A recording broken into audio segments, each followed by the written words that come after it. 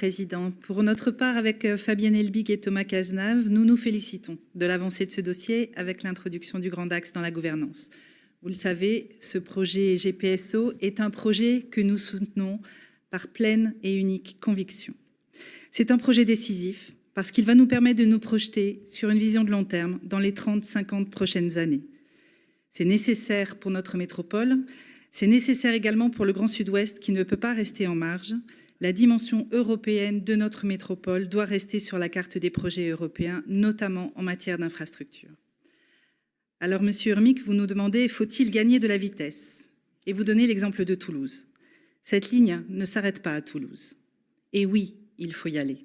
Oui, c'est un enjeu de transition écologique. Si demain on croit au ferroutage, si demain on veut convaincre les usagers de la voiture, de l'avion, de changer de mode de déplacement pour des modes propres, alors oui, la LGV est une bonne réponse à l'enjeu de la crise climatique et l'immobilisme ne nous permettra jamais de relever le défi qui est devant nous.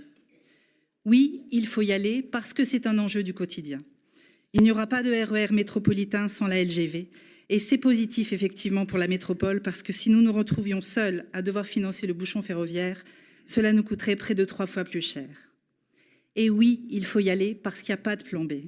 Il n'y a pas de plan B parce que contrairement à ce que vous dites, ce n'est pas ou la LGV ou la rénovation des lignes du quotidien. La relance du projet LGV s'inscrit dans le plan de relance justement parce que le gouvernement a décidé de soutenir la croissance économique par la relance de grands projets d'infrastructure. Et oui, l'État et la région sont engagés dans la rénovation des lignes du quotidien. Les lignes existantes ont déjà eu des décisions de rénovation là où c'était possible. Parce que ici, ce n'est pas possible. Ce sont les techniciens qui le disent. Ça ferait 20 années de perturbations. Il nous faut des voies supplémentaires, ça a été exprimé. Donc ce n'est pas ou la LGV ou la rénovation des lignes du quotidien. Et je vous rassure, Madame Mélier, l'État s'engage dans la rénovation des lignes du quotidien. Parce que oui, effectivement, c'est indispensable, tout autant que l'est ce projet de LGV pour nous aujourd'hui. Alors cessons d'opposer les uns et les autres. Cessons d'opposer les enjeux des uns avec les enjeux des autres et avançons.